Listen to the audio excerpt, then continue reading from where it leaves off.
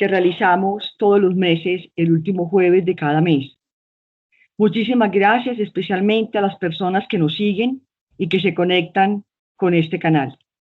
También agradezco a la Federación Antioqueña de ONG que nos brinda su plataforma programática para poder realizar este proceso del Grupo de Estudio Familia FAUN. En nombre de su equipo de coordinadores, instituciones federadas y de una universidad vinculada al equipo, agradecemos todo el apoyo logístico y con la plataforma virtual que nos ofrece Jonathan Camargo, el coordinador de comunicaciones de nuestro gremio. En el día de hoy tengo el placer, el gusto y la emocionalidad muy recargada por la oportunidad que vamos a tener de escuchar y de tener cerca nuevamente a Gabriel Arjona Pachón. Gabriel Arjona es, además de un gran colega, amigo y apasionado de los temas sociales desde el enfoque de capacidades de Martha Nussbaum, una persona que por sus competencias nos ha podido acompañar en diferentes espacios que hemos organizado en Medellín para convocar instituciones y personas interesadas en fortalecer y acompañar a las familias de nuestra ciudad. A Gabriel Arjona Pachón es psicólogo, magíster en filosofía, experto en economía creativa, legislación y políticas culturales. Ha trabajado como consultor en el Ministerio de Cultura y en la Secretaría Distrital de Cultura, Recreación y Deportes de Bogotá. Ha sido docente y ha sido autor de varias publicaciones sobre temas relacionados sobre derechos culturales y sobre desarrollo humano desde el enfoque de capacidades.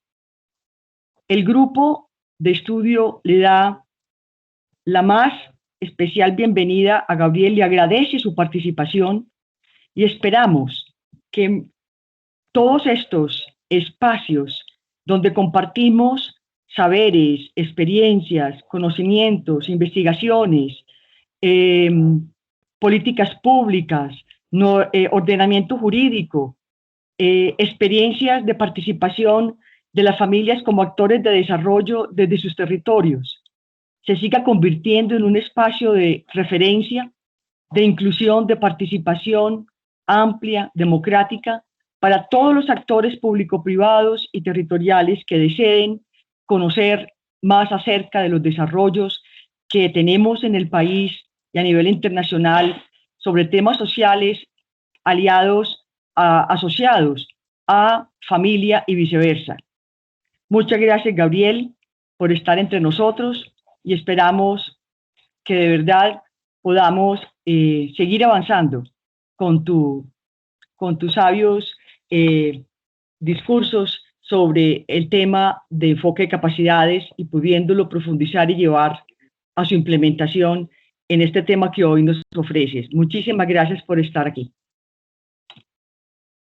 Muy buenos días para todos y todas. Muchísimas gracias a ti, Luz Marina, a Jonathan y a la Federación Antioqueña de ONGs y sobre todo a este querido grupo de estudio sobre los temas de familia y su importancia para la sociedad. Es para mí un honor y un placer estar con ustedes en esta mañana y compartiendo este espacio sobre uno de los temas más acuciantes y más importantes para construir una sociedad justa, y es el tema de la pobreza y también el tema de la desigualdad. Entonces espero que estas reflexiones que voy a compartir con ustedes sean de utilidad, sobre todo para construir un mejor país. No tienen solo un enfoque teórico, sino que también tienen una incidencia práctica en el sentido de que este reto de superar la pobreza, de construir un país más equitativo, es algo que nos convoca a todos y todas, sin importar nuestro lugar en la sociedad, desde la academia, desde el trabajo que cada uno desempeñe, desde nuestro rol al interior de la familia. Es algo que marca sin duda el derrotero de Colombia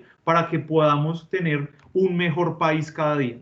Si ustedes me permiten, voy a compartir unas diapositivas de apoyo para complementar las ideas que estamos presentando.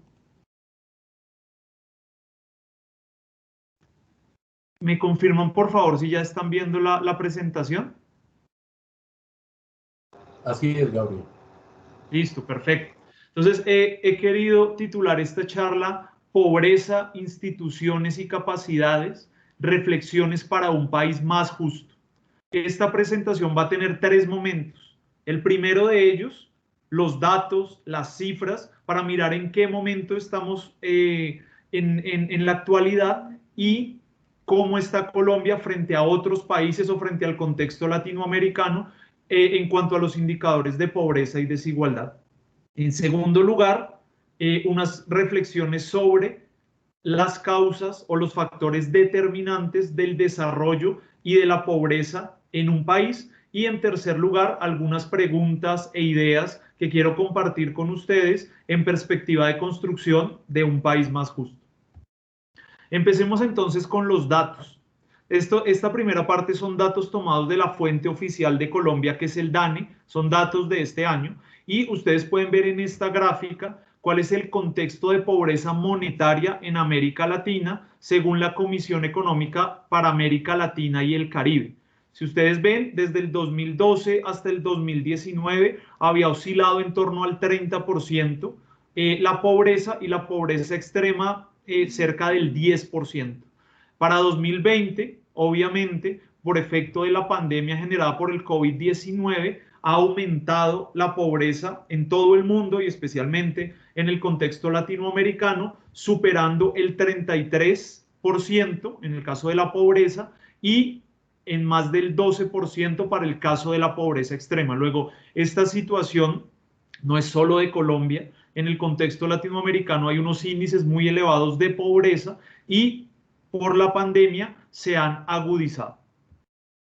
Pero en Colombia, ¿cómo se mide la pobreza? Al menos la pobreza monetaria. Hay 2 formas de medir la pobreza en Colombia. La más conocida es la monetaria y hay una más reciente que es la multidimensional, que sigue un poco de, digamos, los planteamientos de Amartya Sen y que tiene en cuenta no solo el nivel de ingresos, sino otros factores como la educación, como el trabajo, como las condiciones de la vivienda. Pero en el caso de pobreza monetaria, según el DANE, alguien en 2020 era pobre si tenía al mes ingresos inferiores a 145.004 pesos y en el caso de un hogar de 4 personas, ingresos inferiores totales de 580.016 pesos.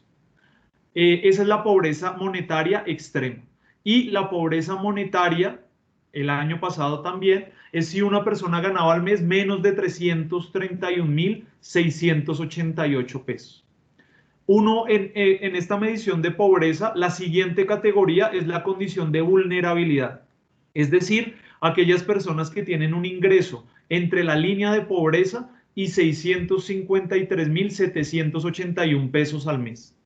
La clase media está integrada por todas aquellas personas que tienen un ingreso mensual de 653.781 pesos a 3.520.360 cada mes. Y la clase alta está conformada por aquellas personas que tienen un ingreso individual al interior de cada hogar correspondiente a más de 3.520.360 pesos mensuales. No sé si todos conocían esta medición de la pobreza en Colombia. De pronto muchos ven estas cifras y hoy se están dando cuenta que corresponden a la clase alta según esta medición.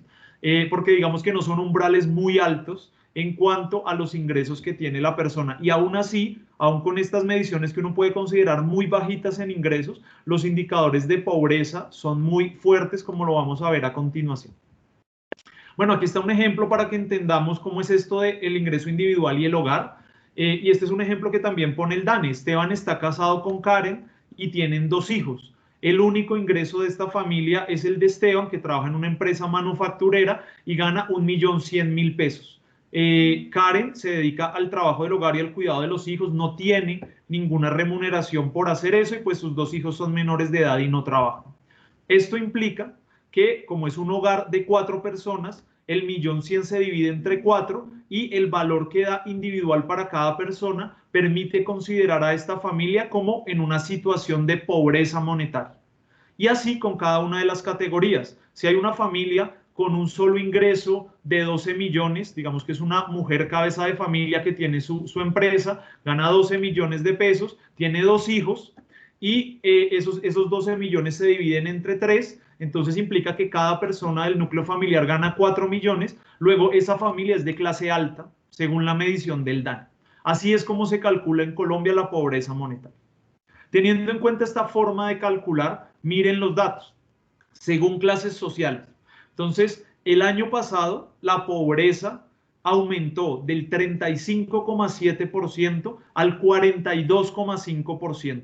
Aumentó 7 puntos. Es decir, que esos 7 puntos vienen de la disminución de la clase vulnerable y de la clase media. Como ustedes también pueden ver en la gráfica, la clase vulnerable disminuyó del 32 al 30 y la clase media del 30 al 25,4. Esos 7 puntos entre los dos que se perdieron es porque es gente que entró a los niveles de pobreza monetaria según las cifras que presentamos anteriormente. Y pues la clase alta, que es la que está abajo, ustedes ven que es solo el 1,7% de la población el año pasado. Es decir, en Colombia, solo el 1,7% de la población gana 3,5 millones o más en la forma, digamos, que acabamos de verlo anteriormente. Luego hay una clase muy pequeña y pues no son unos ingresos, digamos, tan altos como muchas de las personas pueden considerar cuando no han visto la forma en que se calculan estas cifras. Para poder mitigar el impacto del COVID-19 se tomaron algunas medidas en Colombia. Algunas de ellas fue fortalecer los programas tradicionales, como el de Familias en Acción, y otros adicionales como el de ingreso solidario o el de devolución de IVA. Y en esta gráfica lo que ustedes pueden ver es la diferencia de que esos programas existan o no. Según las cifras del DNP, bueno, hay varios indicadores, está el cálculo del Banco Mundial, el cálculo del Departamento Nacional de Planeación y el cálculo del PNUD. Voy a usar el cálculo del DNP, que es la cifra oficial en Colombia, y es que si no se hubieran tomado esas medidas de apoyo a la pobreza, no hubiera sido del 42, sino del 44,6%. Y esos 2,6 puntos porcentuales adicionales, pues representan cientos de miles de personas que también estarían por efecto de la pandemia en condición de pobreza. Luego, estos programas han funcionado para mitigar los efectos de la pobreza generados por el COVID-19. Igual, digamos, aún sin el COVID, ya veíamos que los indicadores de pobreza en Colombia eran muy altos. Estas cifras se pueden desagregar de muchas maneras, pero quiero compartir con ustedes algunos de los datos que son más relevantes para el grupo de estudio de familia de la Federación Antioqueña de ONGs. Miren este dato tan preocupante: la incidencia de la pobreza monetaria según el sexo del jefe de hogar. Cuando el jefe de hogar es una mujer, hay 6 puntos porcentuales adicionales de incidencia de la pobreza a si ese hogar tiene como jefe a un hombre, ¿no? En lo que está resaltado es el total nacional. Cuando la jefe de hogar es una mujer, la incidencia de la pobreza en el país, la media del país, es 46,7%. Y cuando es un hombre, es 40,1%. Hay una buena noticia, entre comillas, para Medellín y su área metropolitana, que creo que también es relevante para ustedes, y es que está en la parte derecha de la gráfica, es decir, es de los municipios y de las áreas metropolitanas con menor incidencia de la pobreza en todo Colombia. Si ustedes ven en la gráfica, las cifras para Medellín y su área metropolitana son del 35,2% de pobreza si la jefe de hogar es una mujer y del 31,2% si el jefe de hogar es un hombre. El mejor, digamos, de esta medición en todo Colombia es Manizales y su área metropolitana. Y el peor, que tiene los mayores niveles de pobreza, es Quibdó, donde ustedes ven que si la jefe de hogar es una mujer, la pobreza es del 72,2%. Y si es un hombre, es del 55,6%. Entonces, este es un primer indicador que nos alerta sobre que en Colombia todavía la pobreza tiene género. O sea, realmente en todo el país, por eso ustedes ven que la gráfica, la barra roja siempre es más grande, en todo el país siempre hay mayor incidencia de pobreza si la jefe del hogar es una mujer. Y eso está asociado a distintas variables, como el hecho de que las mujeres usualmente ganan menos que los hombres por desarrollar las mismas tareas. Esa, por ejemplo, es una de las variables a tener en cuenta. Luego todavía hay mucho que construir en cuanto a equidad de género en los distintos aspectos de la sociedad. Y esta otra desagregación, la incidencia de la pobreza es mucho mayor en familias de 4 personas o más. Ustedes ven en el total nacional, cuando la familia tiene 4 personas o más, la incidencia de la pobreza es superior al 50%, pero cuando son hogares unipersonales, la incidencia de la pobreza baja hasta el 18,5%. Entonces eso muestra que hoy en Colombia hay muchas familias de 4 o más integrantes que son las que están viviendo las situaciones más preocupantes. Y obviamente, pues esas familias de 4 personas o más es porque tienen varios hijos. Entonces, y estos hijos, pues al no estar trabajando, etcétera, pues están teniendo unas dificultades muy grandes en su alimentación, en su acceso a servicios de salud, entre otros aspectos. La pobreza también está asociada a la ocupación, obviamente, a la generación de ingresos en las familias. Esta gráfica lo que muestra es que la clase media es la que más ocupaciones ha perdido debido a la pandemia. Bajó en el 2019 del 38,6% al 34,4%, es decir, 4 puntos porcentuales menos en el índice de ocupación de la clase media. Eso explica lo que veíamos en la gráfica anterior, de que la clase media se contrajo y muchas de las personas de la clase media pasaron a ser pobres directamente o pasaron al nivel que el DANE denomina clase vulnerable, es decir, que está muy cerca de caer en la pobreza. Solo hubo un pequeño repunte en las ocupaciones de la clase pobre, ¿no? En oficios, digamos, muchos de ellos pueden ser informales o coyunturales, pero hubo un repunte en los oficios de la clase pobre, los demás cayeron, incluyendo la clase alta. Saliéndonos ya, digamos, de las cifras oficiales del DANE, quiero en esta segunda parte de la primera sección compartir con ustedes algunos datos internacionales sobre la inequidad. Y una de las formas interesantes de empezar a entender la inequidad es ver el top 10 de las personas que más tienen ingresos en un país, cuánto concentran de esos ingresos. Esta es la medición de todo el mundo, ¿no? Ustedes pueden ver el mapa de calor de todo el mundo. La mayor inequidad, al menos desde el 85 hasta la actualidad, estuvo en el año 2000, donde ese 10% en el mundo concentraba el 57,5% de los ingresos mundiales, valga la redundancia. Ha bajado un poco, no tanto, ha bajado 5 puntos desde el 2000 hasta la actualidad, y Colombia está en un rango bastante alto, cerca del 50%. Eso quiere decir que el 10% de la población de Colombia, que está en la parte superior de la pirámide social y económica, concentra el 50% del ingreso que se genera en el país. Y miren esto con el 1%. El 1% de la población del mundo controla cerca del 18 o 20% del ingreso del mundo.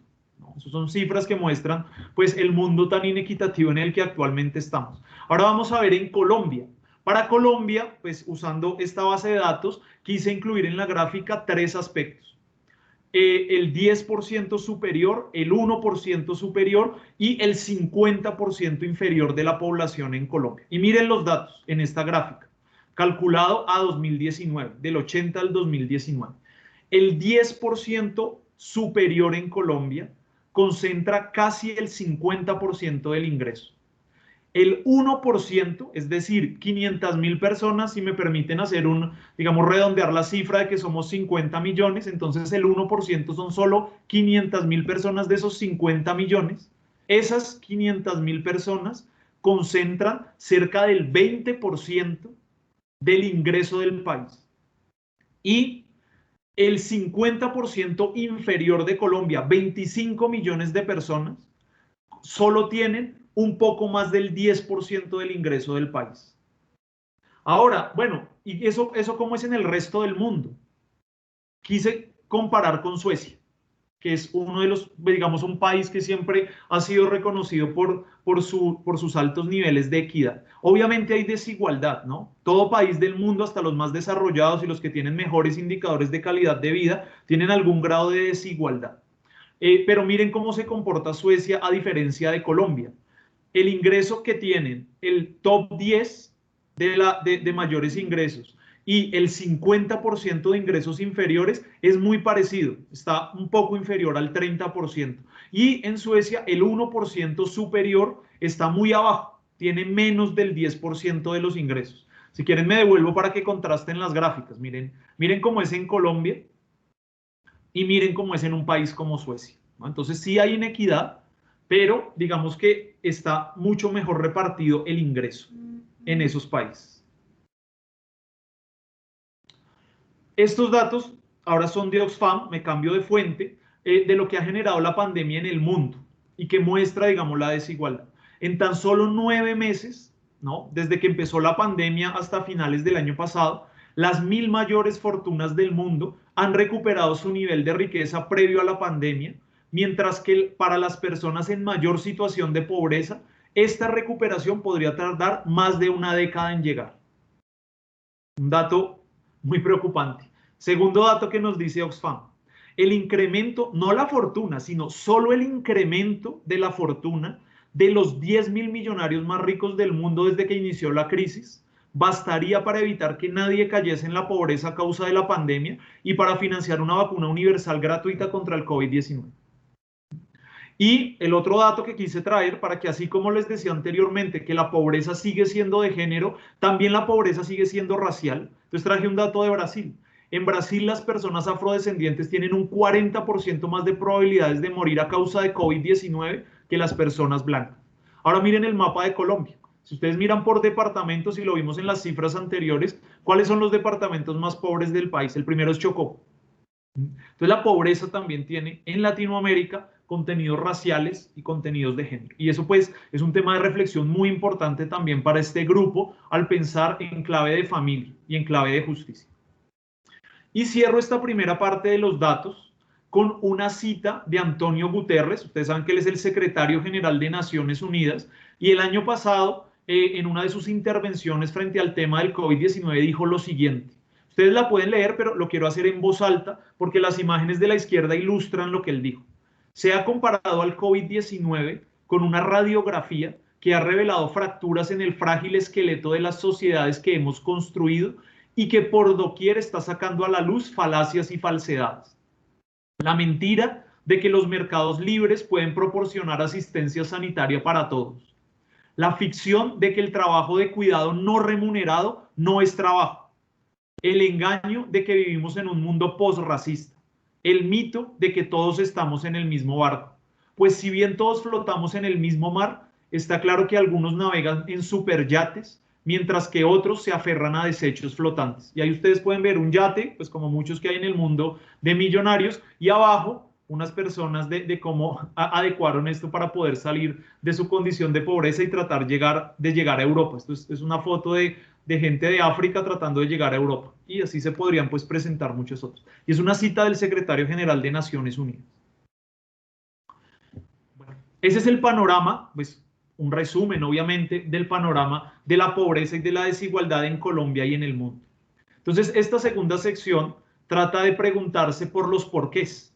¿Qué factores determinan el desarrollo o la pobreza de un país? No sé cuántos de ustedes, o seguro todos, se han hecho esa pregunta. Y han existido distintas explicaciones. La geografía. Entonces hay gente que ha afirmado que un país es rico o pobre según la cantidad de recursos naturales que tenga. Si eso fuera cierto, Israel sería pobre, está en medio de un desierto. Si eso fuera cierto, Japón también es una isla que no tiene mayores recursos, también sería un país pobre o por lo menos Colombia sería más rico que Japón y que Israel, y no es el caso. Entonces la geografía no es una hipótesis muy cierta y muy seria para explicar por qué un país es pobre y otro desarrollado. Es la religión, una de las tesis más conocidas es la de Max Weber, y aquí hay sociólogos, y los que la desarrollaron posteriormente, donde se decía que los países que abrigaron, digamos, la religión protestante y la lógica del capitalismo son los países actualmente más desarrollados, y los países que se quedaron en el catolicismo no se desarrollaron de la misma manera. Esa tesis también es muy fácil de rebatir históricamente porque no hay un soporte suficiente en la actualidad para demostrar eso. Es su cultura. Hay quien dice que la gente es pobre porque culturalmente es perezosa. Uno todavía oye explicaciones de esas en Colombia. Ah, no, pero es que en la costa norte o en la costa pacífico la gente es perezosa, la gente solo quiere bailar, la gente no trabaja. Entonces hay explicaciones también culturales de que un país sea pobre. ¿Es su historia? ¿Estamos condenados siempre a ser pobres? ¿O es la formación y el conocimiento de sus gobernantes? Es decir, es porque hay ignorancia. Si supieran qué hacer, ya estaríamos por fuera de la pobreza. Entonces, ¿cuál es la explicación que hace que un país sea desarrollado pobre? Actualmente, una de las explicaciones más robustas, más serias, de hecho los invito a que la lean y la revisen en detalle porque hoy pues no alcanzamos a presentarla de esa manera, es la de Acemoglu y Robinson de hace algunos años, en un libro que se denomina ¿Por qué fracasan los países? Estos dos investigadores, es un libro que se demoraron 15 años en construir, y que algunos premios Nobel de Economía lo han catalogado como el nuevo clásico de los estudios sobre el desarrollo. De hecho, George Akerlof, que fue premio Nobel de Economía en 2001, dijo que este libro en las próximas décadas iba a ser tan importante como lo fue hace unos años La riqueza de las naciones de Adam Smith. Pues es uno de los libros icónicos en economía actualmente. Entonces es un libro que presenta una de las explicaciones más robustas porque estudia desde sociedades premodernas, desde sociedades como los mayas, hasta las sociedades contemporáneas. Y en todas ellas encuentra que lo que determina la riqueza o la pobreza de la sociedad son las instituciones económicas y políticas que esa sociedad tiene. Entonces vamos a mirar qué es eso. Las instituciones económicas pueden ser de dos tipos: instituciones inclusivas o instituciones extractivas. Las instituciones inclusivas, o sea, las que promueven el desarrollo sostenible de esas sociedades, son aquellas que brindan seguridad en la propiedad privada, que tienen un sistema jurídico eficaz e imparcial, que brindan servicios públicos para todos. No como en Colombia, que todavía hay mucha gente que no tiene acceso a acueducto y alcantarillado, que no tiene luz. No, servicios públicos para todos. El Estado garantiza que todas las personas de esa sociedad acceden a servicios públicos. Hay una igualdad de oportunidades, cosa muy importante, y esa igualdad de oportunidades está orientada a que haya una libertad de oficio o profesión. Es decir, que cada quien se pueda formar para aquello que realiza su plan de vida. Y eso está muy cercano a la teoría de las capacidades, que ya vamos a ver un poco más adelante cómo se relaciona con esta perspectiva. Entonces, esa igualdad de oportunidades es para que cada uno de nosotros pueda formarse y trabajar en lo que lo desarrolle como ser humano.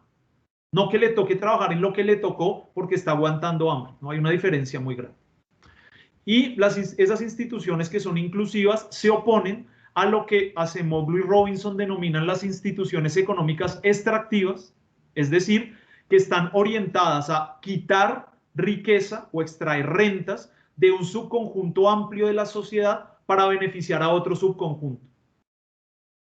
Y de ahí las mediciones que teníamos anteriormente, ¿no? Si tenemos un país donde el 1% de la población tiene más del 20% del ingreso, es porque sus instituciones económicas son extractivas.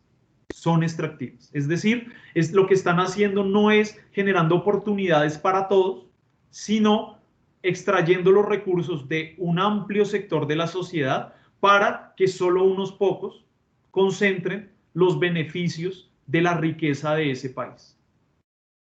Y esas instituciones económicas tienen una relación muy directa con las instituciones políticas.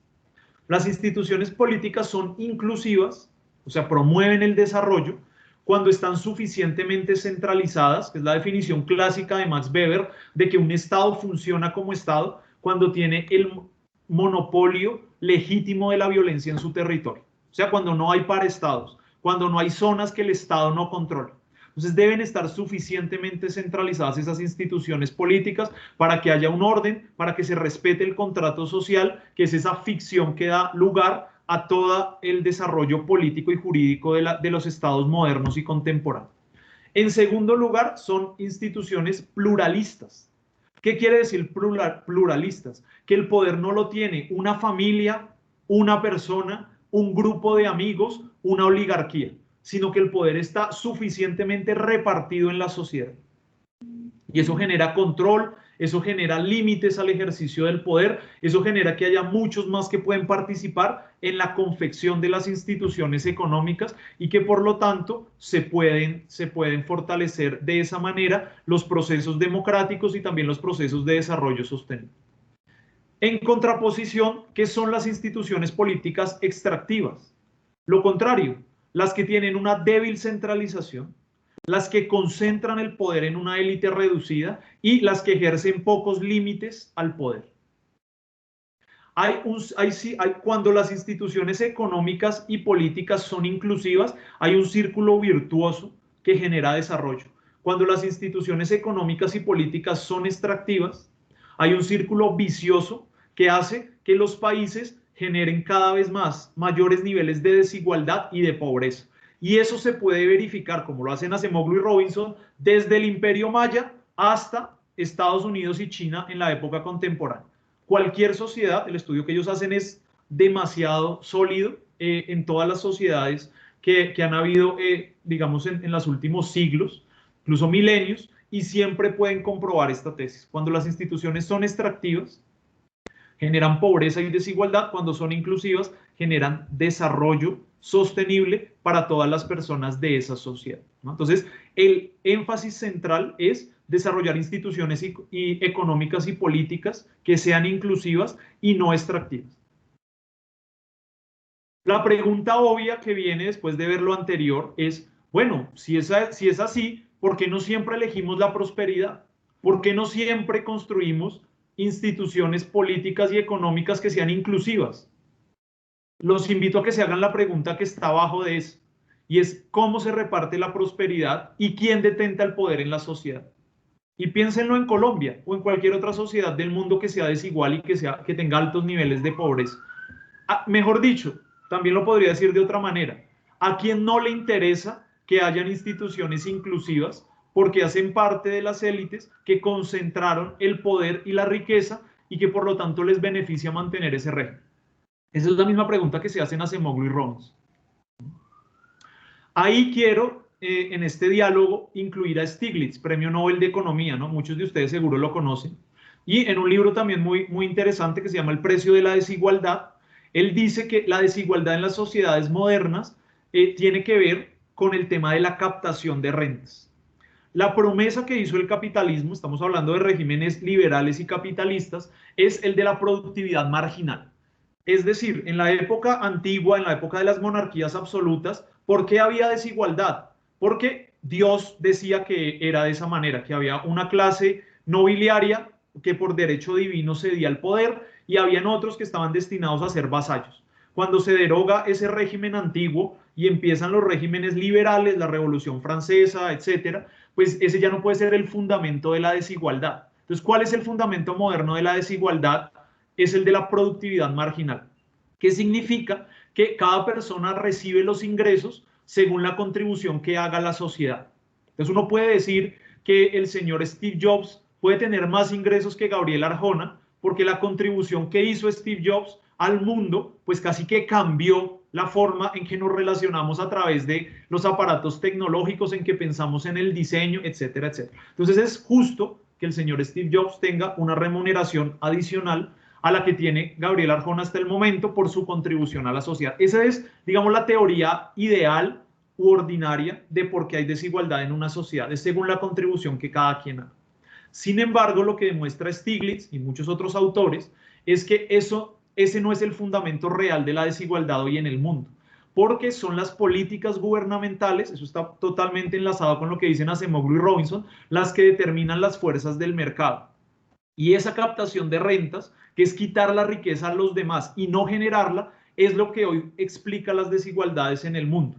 Stiglitz dice que el sector financiero es el paradigma de la captación de riqueza, que es el sector, me perdonan si aquí hay personas que trabajan en bancos, no es con ustedes, es el análisis que hacen estos expertos y premios Nobel de Economía, pero el sector financiero como sector es el paradigma de la captación de rentas. Y de hecho las últimas crisis del mundo, como la de 2008, fue esa burbuja inmobiliaria y esa burbuja de derivados financieros que creó el sector financiero, donde se aprovecha de las asimetrías de información, de que casi nadie de los que estamos aquí entiende toda la complejidad que hay en esos derivados financieros. Simplemente la gente los compra movido por el marketing o por que alguien le dijo, y después se juega con la plata de las personas, se extrae la riqueza, y cuando se desinflan esas burbujas, pues toda la pobreza y la desigualdad empieza a derramar en el resto de la sociedad.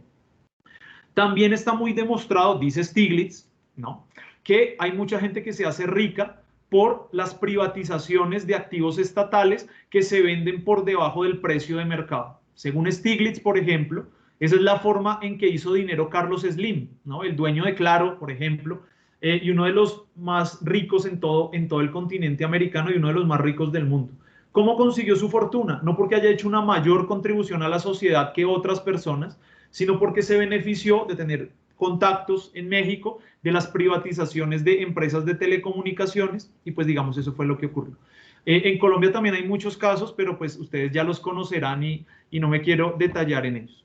También existe otra forma de captar rentas y es vender al Estado por encima de los precios de mercado y todos los fenómenos de corrupción que sabemos que están rampantes en Latinoamérica, o cuando los estados son permisivos con los monopolios e incluso los apoyan. Entonces, todas estas formas, dice Stiglitz, son las que hoy generan la desigualdad. No es cierto en la práctica la teoría de la productividad marginal, salvo contadas excepciones, pero realmente la desigualdad de hoy se explica por ese fenómeno exacerbado de la captación de rentas, es decir, quien no genera riqueza por entregarle algo a la sociedad, por compartir valor en la sociedad, sino por quitarle la plata a otras personas de distintas maneras.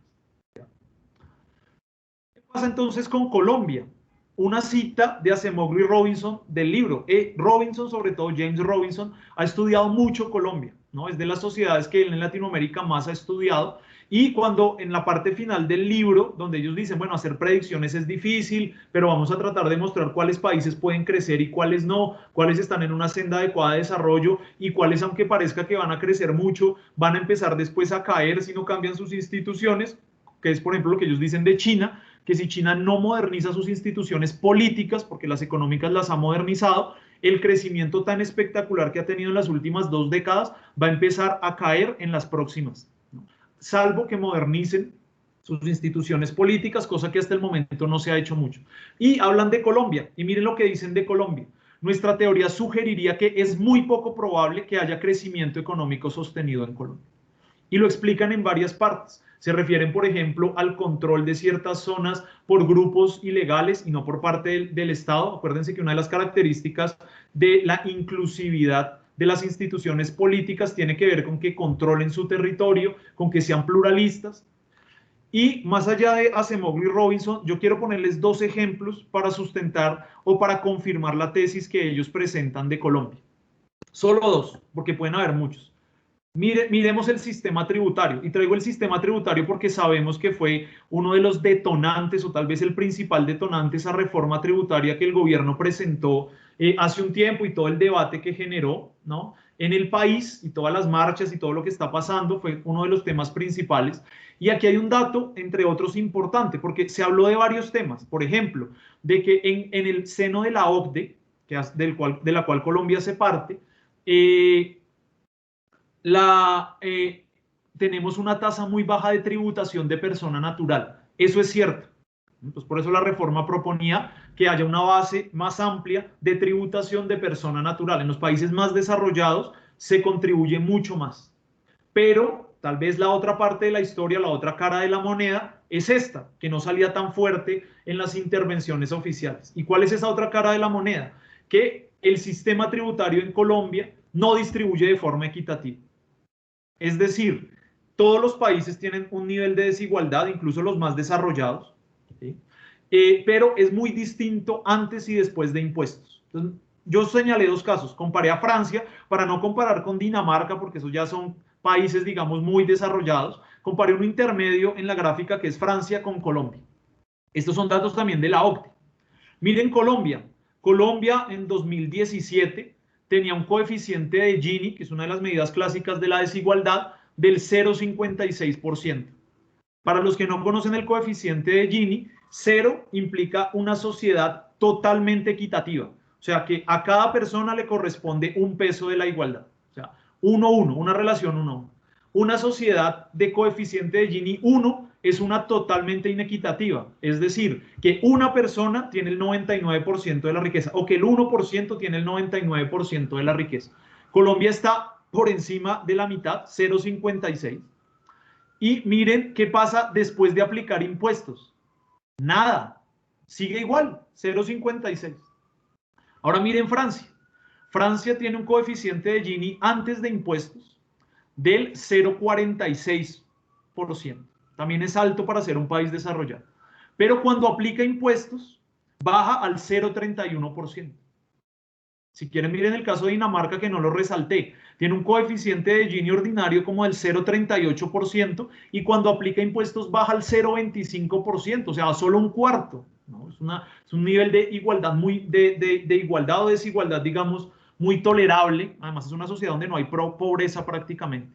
Pero miren a Colombia comparado con el resto del país. Luego, ¿cuál es la conclusión? Que nuestro sistema tributario, una de nuestras instituciones económicas, porque las instituciones no son nada distinto a las reglas de juego de una sociedad y sus instituciones, digamos, pueden ser formales e informales. Entonces, el sistema tributario es una institución en Colombia que no corrige la desigualdad. Ahí está demostrado en la gráfica. No la corrige. No es progresivo. Es decir, los que más riqueza tienen no son los que están pagando lo que corresponde, sino que está concentrada la tributación en las capas media, sobre todo media y un poco baja de la población. Entonces, ese es un ejemplo de lo que están diciendo Acemoglu y Robinson, una institución económica que no es inclusiva, sino que es extractiva.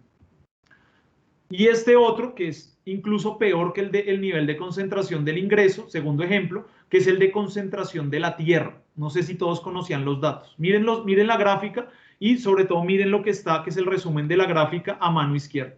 En Colombia, el 1% de las fincas de mayor tamaño tienen en su poder el 81% de la tierra en Colombia. Quisiera decirlo muchas veces para que se aprendan eso y vean qué inequitativos somos. El 1% de las fincas de mayor tamaño concentra el 81% de la tierra en Colombia. Y miren, no nos estamos comparando ahora ni con Suecia, ni con Suiza, ni con Dinamarca. Latinoamérica.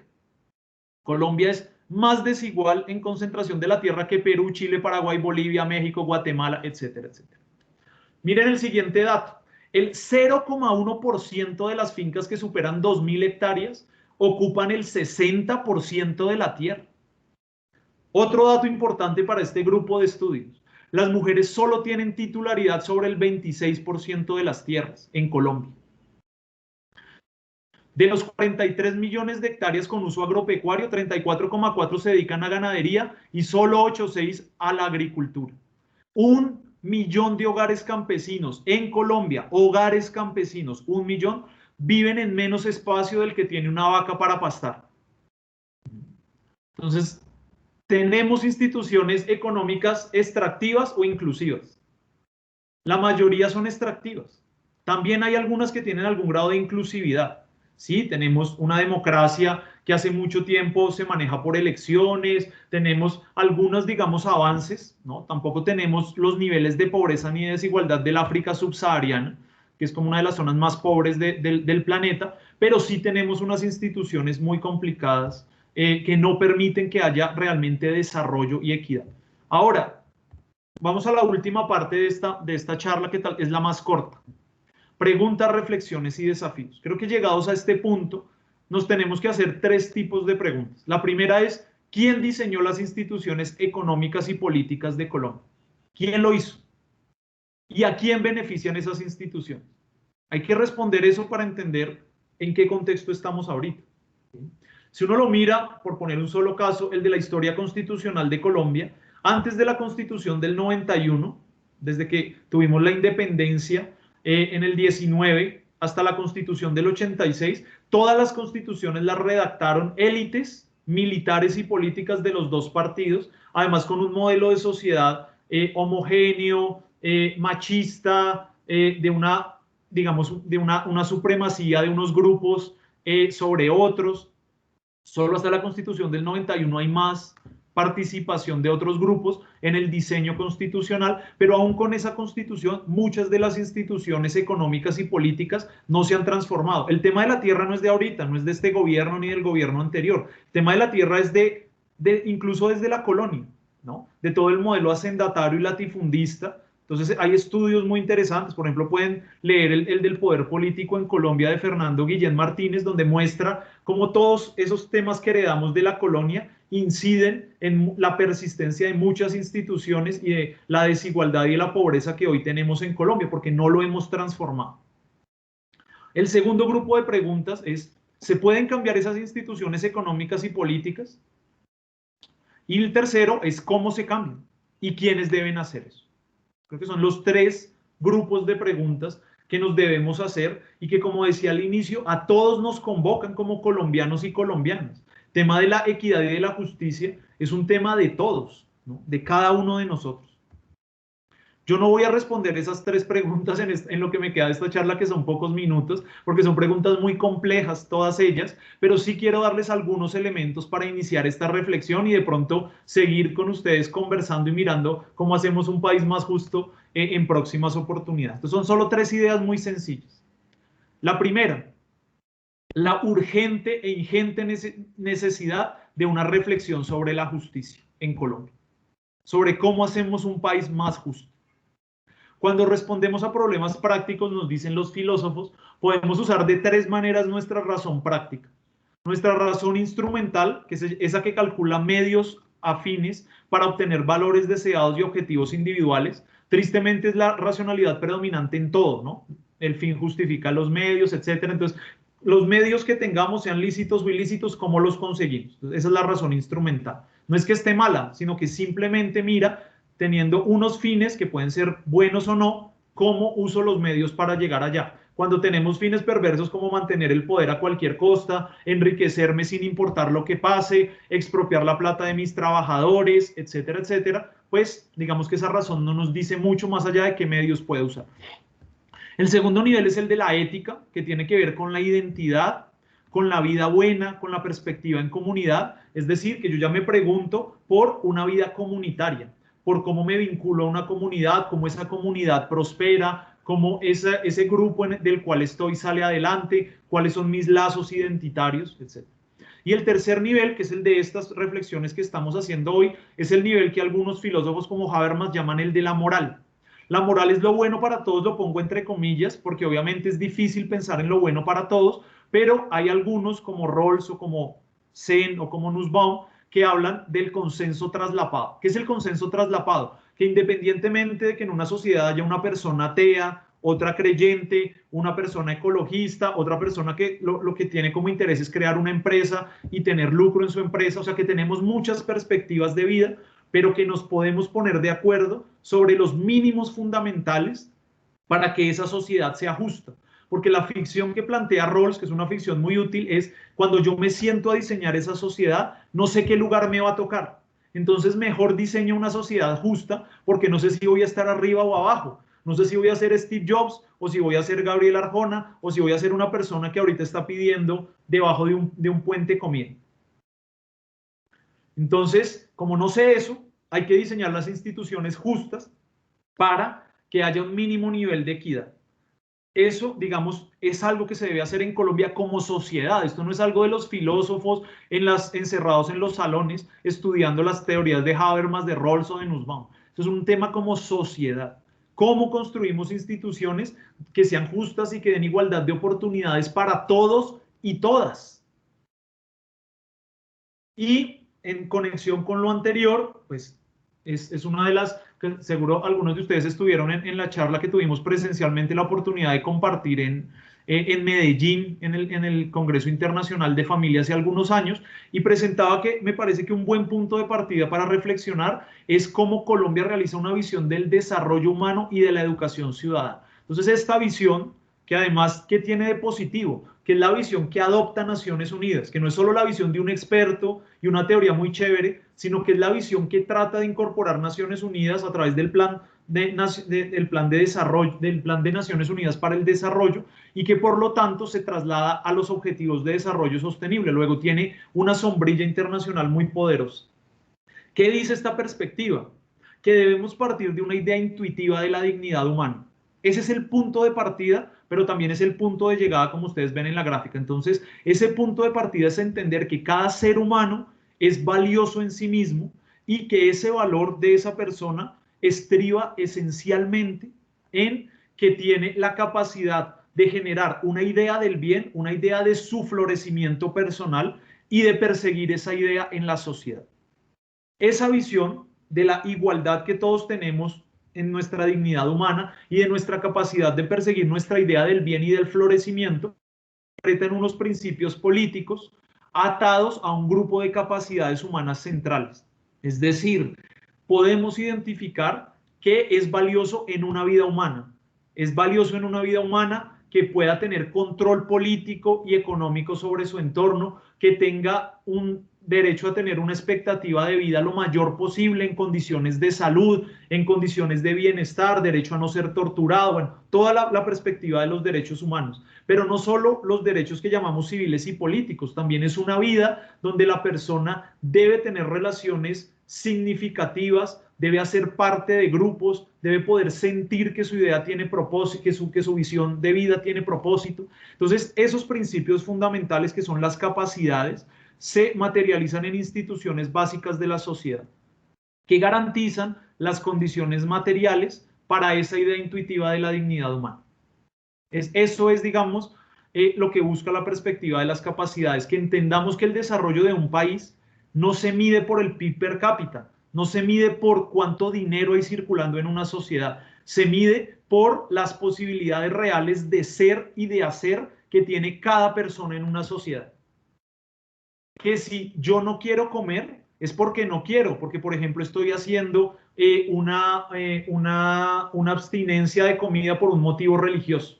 Que si yo no quiero ejercer mi funcionamiento sexual es porque ingresé a una comunidad religiosa que me exige el celibato, pero no porque me mutilaron genitalmente, pero no porque en una sociedad como vimos en Colombia hay más del 42% de la gente en la pobreza y un porcentaje también muy alto en pobreza extrema. ¿Esas personas tienen la capacidad real de ser y de hacer lo que quieran con su vida? No, no. Entonces, eso muestra que no somos una sociedad que esté desarrollando las capacidades para los seres humanos. Y no tiene las instituciones adecuadas, lo vimos anteriormente. Pero eso no es suficiente. Tal vez de lo que más me gusta del enfoque de las capacidades es que este componente institucional entronca con lo que dice Stiglitz, con lo que dicen Acemoglu y Robinson, con lo que dicen muchos investigadores y premios Nobel de Economía de cómo se desarrollan o no las sociedades.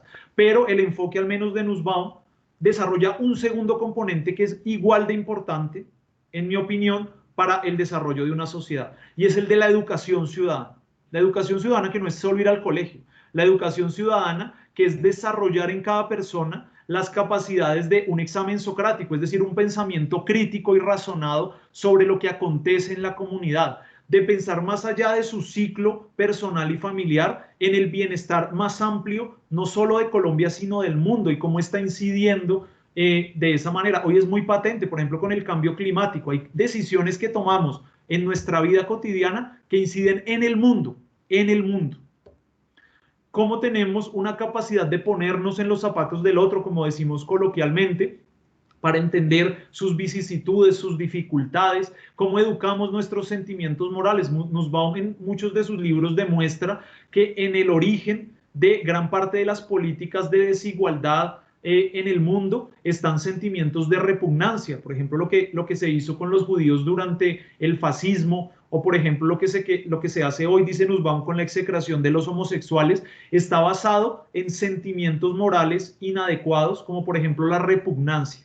Y por lo tanto, la propuesta es de educación ciudadana, cómo cultivar lo contrario, es decir, la compasión, cómo cultivar el amor como virtud política, no el amor romántico de pareja, sino el amor como virtud política.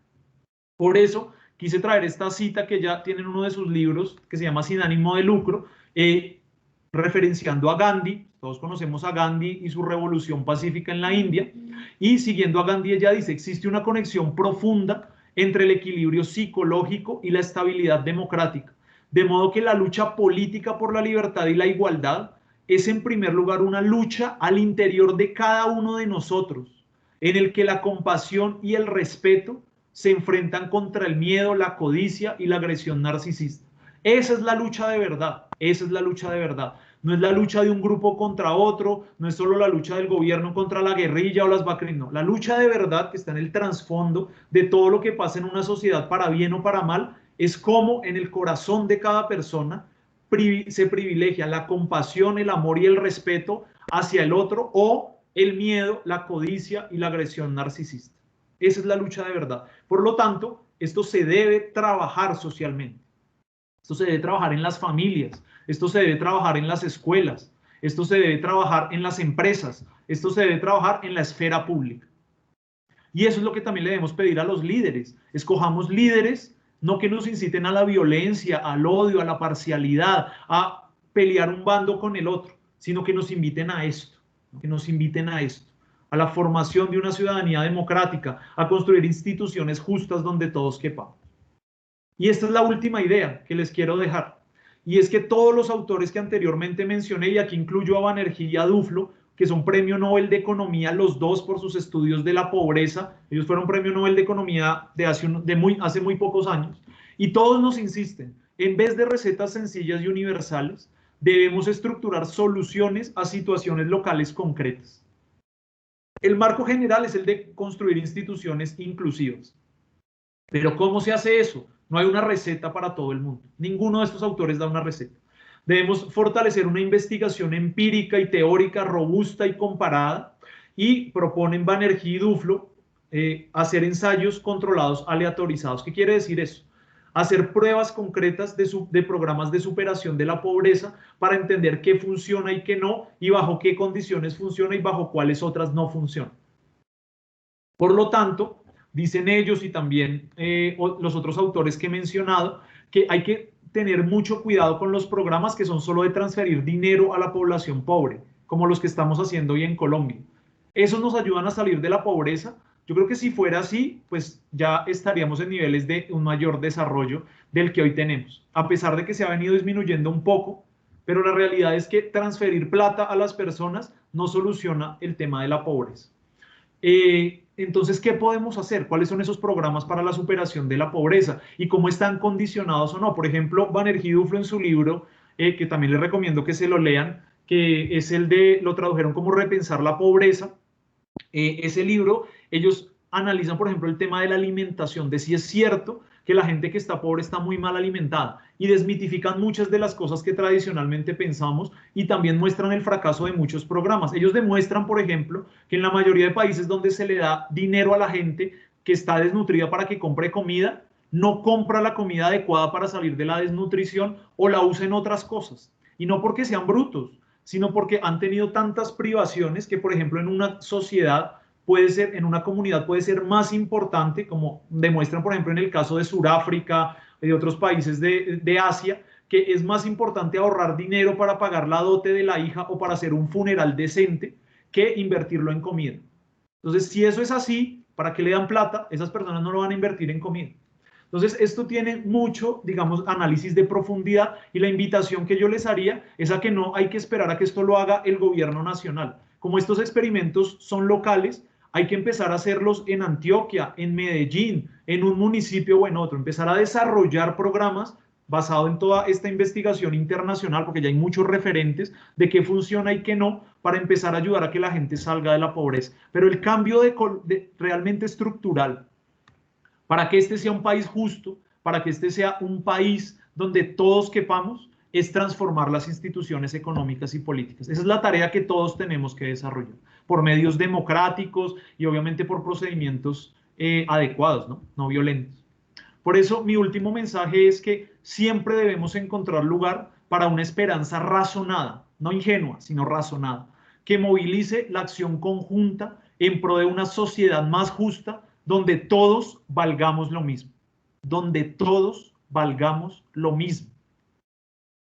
Y cierro con esta frase del poeta John Donne, que también está en el libro de Por quién doblan las campanas de Hemingway, y que es la invitación, que es el cierre de esto que he dicho, y es: nadie es una isla completo en sí mismo. Cada hombre es una pieza del continente, una parte del todo. Si el mar se lleva una porción de tierra, toda Europa queda disminuida, como si fuera un promontorio o la casa de uno de tus amigos o la tuya propia. Ninguna persona es una isla. La muerte de cualquiera me afecta, porque me encuentro unido a toda la humanidad. Por eso, nunca preguntes por quién doblan las campanas, doblan por ti. Nunca preguntes por quién doblan las campanas, doblan por ti. No podemos estar bien sabiendo que en Colombia el 42% de la gente está en la pobreza. No podemos estar bien sabiendo que hay gente en este momento que es maltratada, violentada y asesinada por pensar distinto. No podemos estar bien, aunque no nos pase directamente a nosotros ni a nuestras familias y tengamos ese privilegio. Si entendemos la profundidad de esta propuesta, de la propuesta de Nussbaum, de la propuesta de la transformación de este país, es que hasta que todos y todas en Colombia estén en condiciones de dignidad, no hemos terminado la tarea. Y nos queda mucho por hacer, mucho por hacer. Y esa es la invitación, a que cada día pensemos cómo lo que hacemos y lo que construimos nos invita a desarrollar una mejor sociedad, empezando por nuestro entorno inmediato, empezando por el voto que depositamos mañana, empezando por la información que le transmitimos a nuestros hijos. Si les decimos que salgan a competir y a pasar por encima del otro, o si les decimos que salgan a colaborar y a dar lo mejor de sí, porque si los otros están bien, uno también está bien. Porque no sabemos en esta ruleta de la vida dónde nos toca. Hoy estamos bien, tenemos trabajo, mañana no. Entonces es mejor diseñar instituciones justas y no defender los privilegios que tenemos actualmente. Muchas gracias por escucharme en estas reflexiones y en lo que quería compartir con ustedes. Entiendo que ahorita hay un espacio por si hay preguntas o intervenciones que tengan y bueno, estoy muy pendiente. Gracias nuevamente.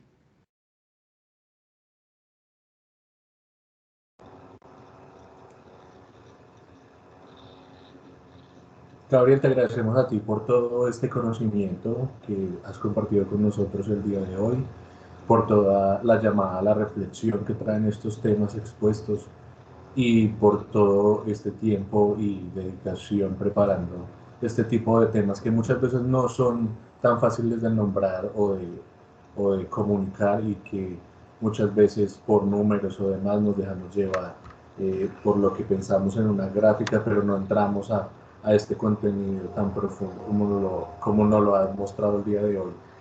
A partir de este momento los invitamos a todos, si alguien quiere tomar el control con su audio para hacer alguna inquietud o a través del chat para que nos hagan saber si tienen alguna reflexión, comentario, pregunta sobre lo que nos ha expuesto el día de hoy Gabriel.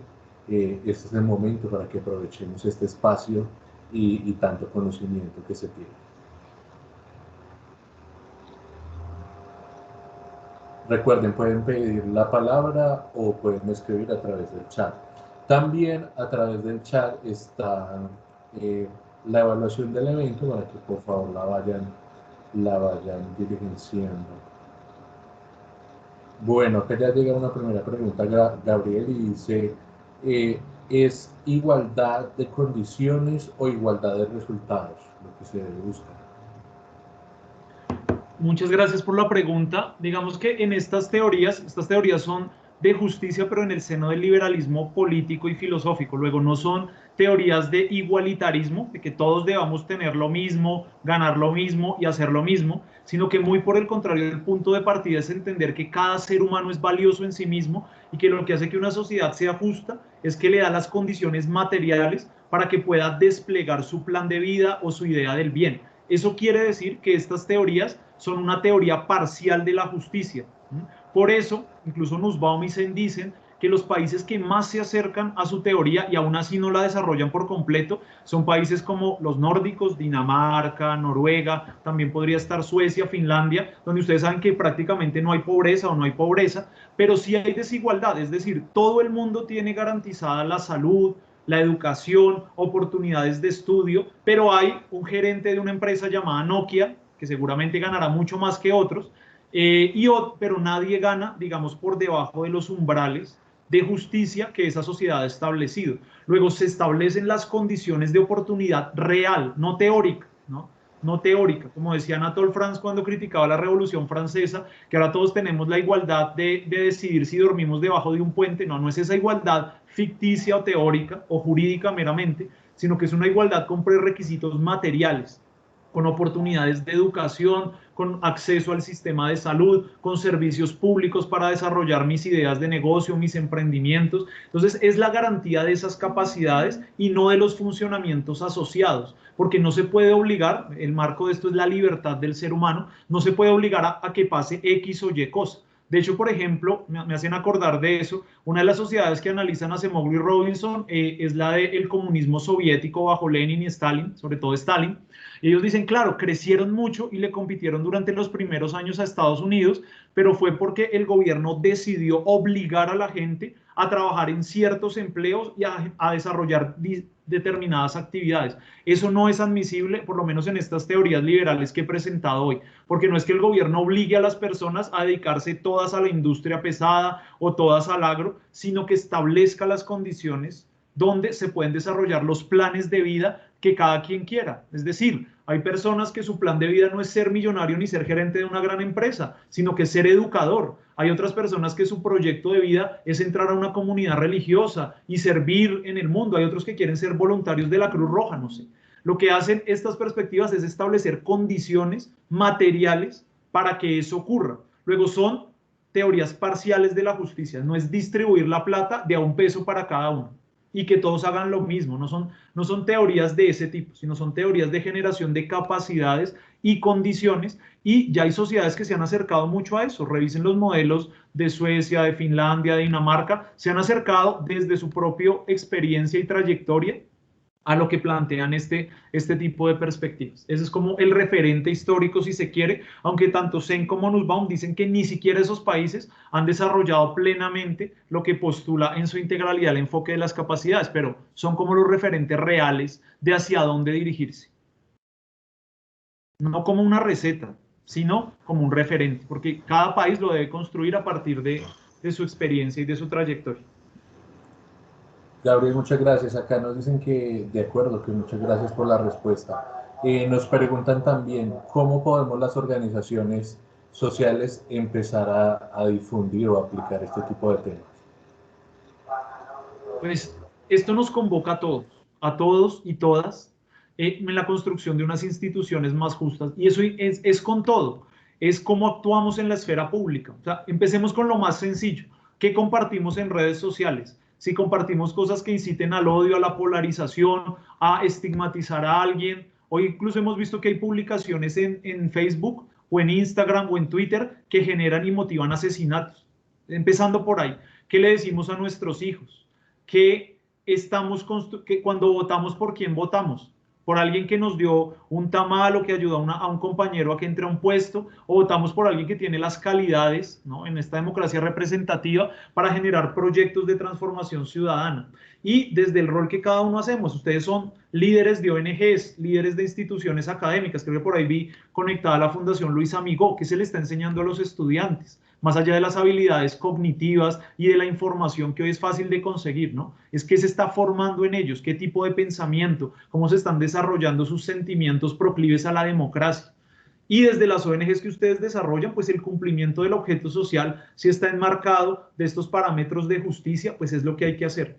Y yo diría finalmente, como otra reflexión, es que la unión hace la fuerza, o que una golondrina no hace verano. O sea, porque uno solo trate de hacer algo, pues no es tan fácil, pero ustedes tienen una buena plataforma, que es esta federación de ONGs que tiene incidencia en el sector público también, que ha liderado transformaciones muy significativas. Entonces lo importante es saber cuál es el enfoque que estamos desarrollando, y desarrollarlo con consistencia. Les decía al final que lo que nos proponen estos premios Nobel de Economía como Banerjee y Duflo es hacer experimentos aleatorizados. Entonces, ¿qué les propondría yo en concreto? Miren esos referentes que se han construido de casos exitosos de superación de la pobreza en temas sanitarios, en temas de alimentos, en temas tal. Construyanlo con toda la información que hay de Antioquia, que hay de Medellín, que hay del área metropolitana o de las zonas más alejadas que ojalá y se pudiera trabajar en ellas, como el Urabá antioqueño. Entonces, ¿qué proyecto se puede hacer en Necoclí? ¿Qué proyecto se puede hacer en Apartado, en Turbo? Donde esos experimentos de integración entre sector público, privado y comunidad pueden empezar, digamos, a superar realmente las condiciones de pobreza. En mi opinión, sí se requieren los temas como las transferencias monetarias, el ingreso solidario sí se requiere, y más en este contexto de pandemia, pero eso, aunque se haga todos los años de aquí a 50 años, no va a hacer que Colombia deje de tener indicadores altos de pobreza. Pero no porque lo diga yo, es que ahí están los estudios que les he mostrado, y también esos libros muestran los países que han salido de la pobreza, cómo lo han hecho, ¿no?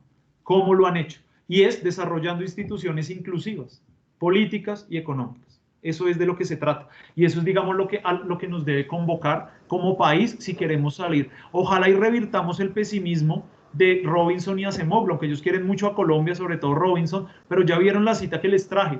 No creemos que Colombia sea de los países que logre revertir en corto tiempo este bucle negativo de pobreza y de desigualdad. Pero no creemos, ellos mismos dicen que no pueden hacer predicciones. Si cambiamos como sociedad, lo podemos hacer, ¿no? Mucho de eso se decía de algunos países de Asia que hoy son desarrollados, que también les faltará mucho por hacer, pero que han entrado por una senda del desarrollo. Entonces, en nosotros está revertir eso. Gabriel, gracias. Nos está pidiendo la palabra Jorge Luis Candela. Adelante. Muchas gracias. Un saludo a todos.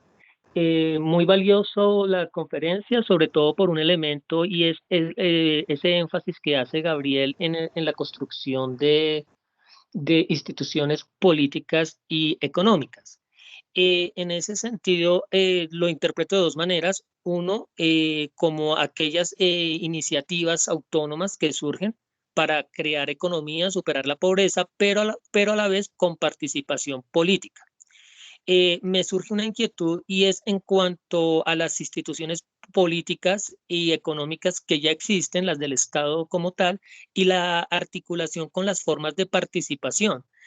Para poder generar cambio en esas instituciones políticas que también pues, son económicas o relacionadas con la economía del país, la participación ciudadana sigue siendo limitada, o sea, todavía sigue habiendo un esquema muy vertical por parte del gobierno.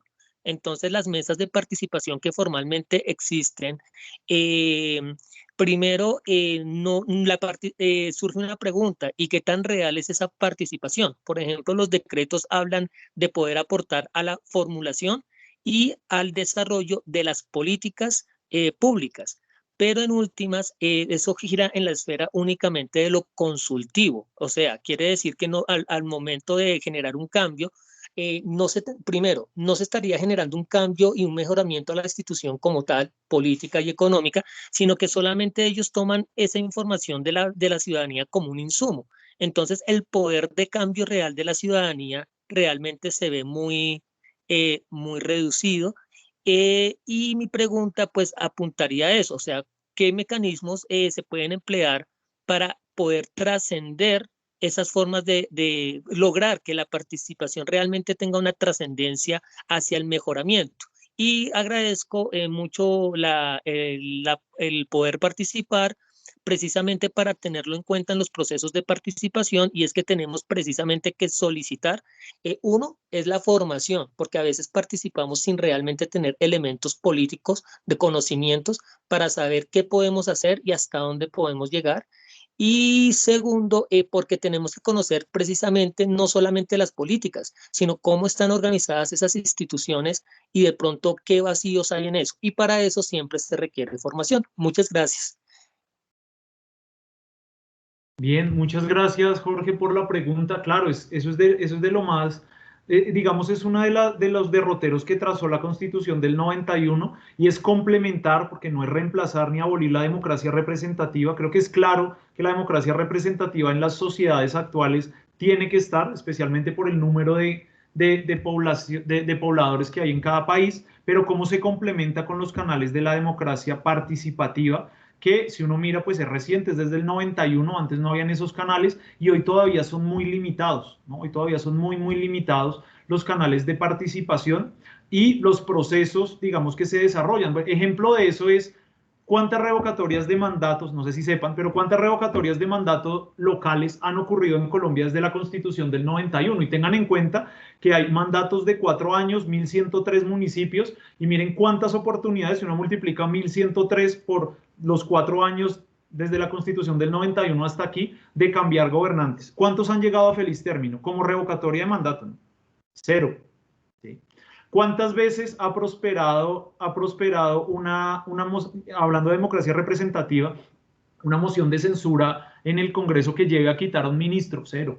¿No? Se van usualmente cuando ven que está muy encima de eso. Entonces, todavía nuestra democracia es frágil, todavía hay muchas cosas por construir, pero yo creo que en ese diálogo entre democracia participativa y representativa, un eje central es cada vez escoger mejores representantes y tener planes para que esos representantes desarrollen lo que se construye socialmente. Es decir, hay plataformas sociales que tienen ideas muy valiosas de transformación de país. Lo que creo yo que deberían hacer es buscar liderazgos que esas plataformas de transformación de país lleguen hasta las instancias de poder para usar todos los recursos del Estado y poder desarrollar.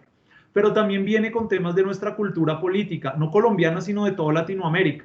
Nos gusta mucho votar por caudillos, de lo que sea, de izquierda, de derecha, lo que sea. No estoy hablando ahorita de un partido o de otro. Creemos que hay personas que son las que resuelven las situaciones en un país y nos cuesta más pensar en los temas del desarrollo democrático estructurado. Si ustedes revisan, por ejemplo, los datos de Latinobarómetro, que es una de las mediciones más serias que hay sobre cultura democrática y tiene un capítulo para Latinoamérica, mucha gente en todos los países latinoamericanos dice que si hay un caudillo que le recorta libertades políticas, pero que le da un poquito de bienestar económico, lo apoyaría. Eso es muy preocupante para una democracia, porque eso es ir en contravía de lo que plantean los esquemas del desarrollo, que son instituciones políticas inclusivas e instituciones económicas inclusivas. La receta, las soluciones, perdón, ya están. ¿Qué hacer? La pregunta que les hacía es, ¿quién y por qué no dejan que hagamos los cambios de lo que hay que hacer? De que tributen los que tienen que tributar y en la proporcionalidad que les corresponde tributar. Eso no es cohetes. Eso es sencillo y ya se sabe, ¿no? Entonces el tema es cómo nos empoderamos como sociedad para hacer esas transformaciones, no solo esperando a que nos den voz en una ley para dar un servicio. Agenciamos directamente transformaciones sociales desde los espacios que a cada uno nos corresponde, pero estoy de acuerdo con Jorge en que es una tarea todavía, digamos, por hacer. O sea, no hay, digamos, un gran desarrollo de estos esquemas de la democracia participativa.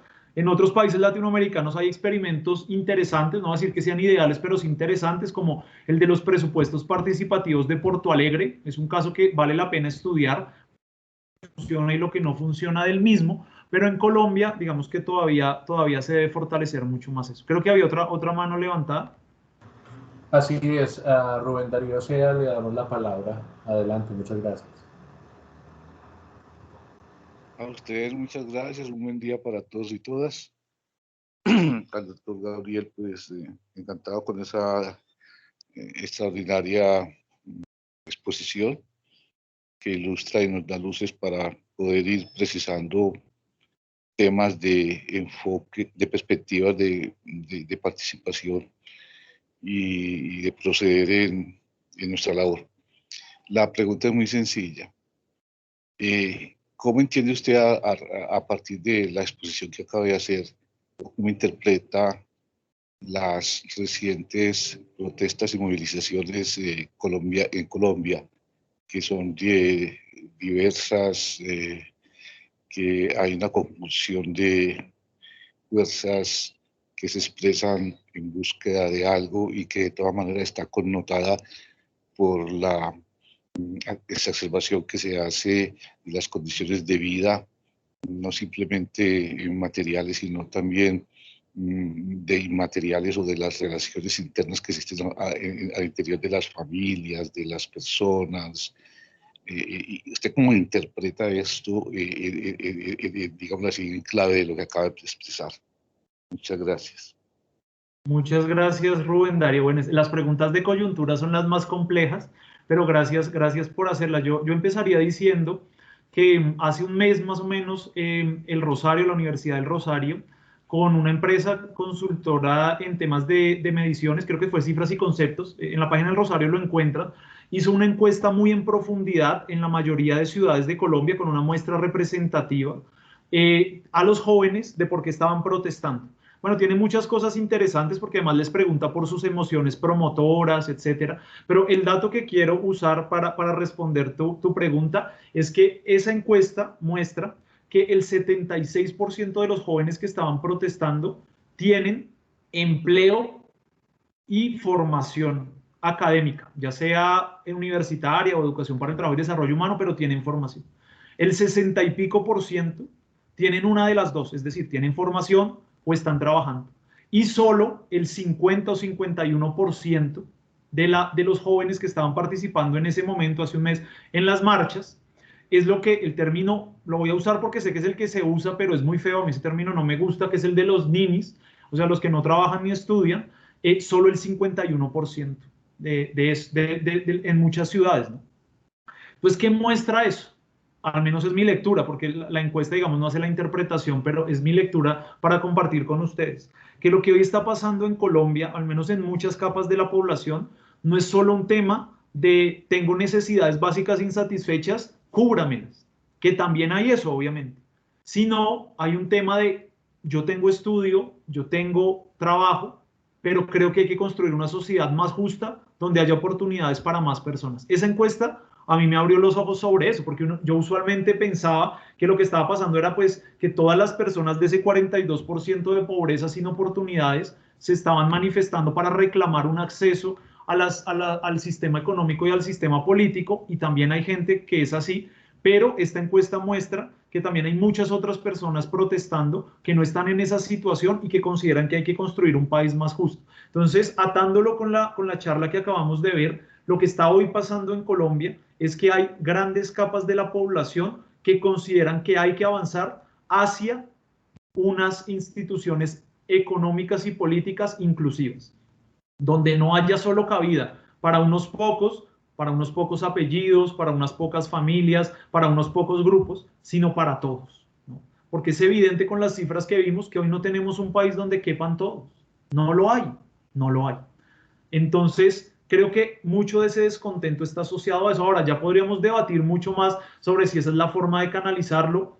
Obviamente, a mí me parece que la forma violenta nunca es la adecuada, pero estas ya son, digamos, otras reflexiones sobre el cómo se canaliza. Pero en lo que me quiero concentrar es que hay una insatisfacción muy grande de amplias capas de la población sobre la forma en que hoy están diseñadas las instituciones políticas y económicas de Colombia. Ojalá y ese descontento no sea cómo entro yo a la torta, ¿no? Que es algo muy colombiano que tenemos. Y es protesto para entrar a la torta pequeña, pero que me den al menos un pedacito. Ojalá y ese descontento sea cómo entro para transformar y ayudar a que hayan condiciones de equidad para todas las personas. O sea, ¿por qué no pensar? Voy a empezar ya con cosas concretas que siempre he reflexionado. ¿Por qué no pensar en tener un sistema educativo semejante al europeo, donde la educación pública de altísima calidad, por eso mucha gente se va a estudiar a Europa, sea la que predomine, y haya también educación privada, ¿no? Y muy buena, y que la gente que pueda pagarla pague si quiere un título de X o Y universidad. Pero ¿por qué no Colombia no puede tener un sistema educativo como el europeo? ¿No? Eso podría ser una reflexión, por ejemplo, concreta que haríamos. ¿Por qué no tener un sistema de salud que no solo esté asociado a la capacidad de pago, y mucho menos como reformas recientes que lo quieren llevar un poco al modelo de Estados Unidos, donde se pagan seguros y seguros y seguros según la cobertura de enfermedades? Creo que si nos tomamos en serio la constitución política, porque no es sino aplicar la constitución que tenemos, la salud es un derecho, no es un tema de quién tiene capacidad de pago para tener X o Y servicio. Entonces, ¿cómo reformamos eso? Para que haya, digamos, mayor equidad. Y en cada una de las áreas en que trabajamos, les presenté el de la tierra. Ahora, yo no estoy proponiendo que expropiemos a los que tienen esas fincas y entonces se las repartamos a la gente que no las tiene. No es algo tan simple como eso. Es empezando por cómo se titularizan los baldíos, por ejemplo. Eso, por ejemplo, es una reflexión ¿Qué habría que hacer? ¿A quién se le están titularizando los baldíos? ¿Qué pasó con la contrarreforma agraria que han hecho los grupos ilegales? Todo lo que hicieron en los últimos 40 años los grupos tanto de izquierda como de derecha. Eso fue una contrarreforma agraria que profundizó aún más el latifundio del siglo XIX. Y una vez se van esos actores armados, ¿a quién se le titularizan esas tierras? Bueno, esas son las preguntas que nos tenemos que hacer. Sé que son incómodas, sé que son difíciles, pero si queremos como sociedad tener algo mejor, pues eso es lo que hay que hacer y construyendo en perspectiva de todos, ¿no? En perspectiva de justicia no completa, como la que acabé de presentar aquí, ¿no? No es un tema de repartir la plata entre todos, ¿no? Ni de que todos hagamos el mismo trabajo o que el Estado decida, o que no.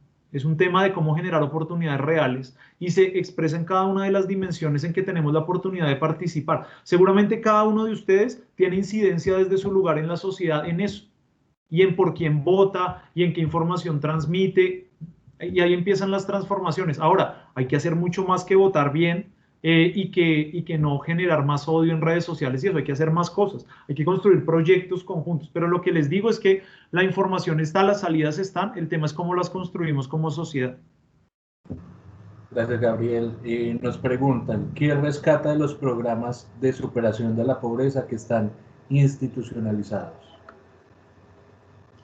No, digamos que por eso decía que son buenos sobre todo en contextos como este de pandemia, donde no se alcanza a estructurar un programa robusto de superación de la pobreza que puede tomar más tiempo y le generan, digamos, un alivio a las personas. Es decir, una persona que está aguantando física hambre y que no tiene acceso a ninguna oportunidad, uno no le puede decir, venga, esperemos a que estoy estructurando un programa, me demoro un año, hago consultas, el otro año me la paso, no, sino que hay que llegar con algo inmediato. Entonces, esos programas atienden y como vimos en las gráficas del inicio, la incidencia de pobreza hubiera sido al menos 2 o 3 puntos porcentuales mayor con la pandemia si esos programas no existieran. Eso digamos que es un punto que yo rescato y que hay que hacerlo. A mí me parece correcto que el Estado haya tomado esa decisión. El tema es cuando se considera que ese programa es lo que va a sacar a la gente de la pobreza y que lo que hay que hacer simplemente, que era lo que se proponía, digamos, con algunas de las reformas tributarias, es que ese programa exista per secula seculorum.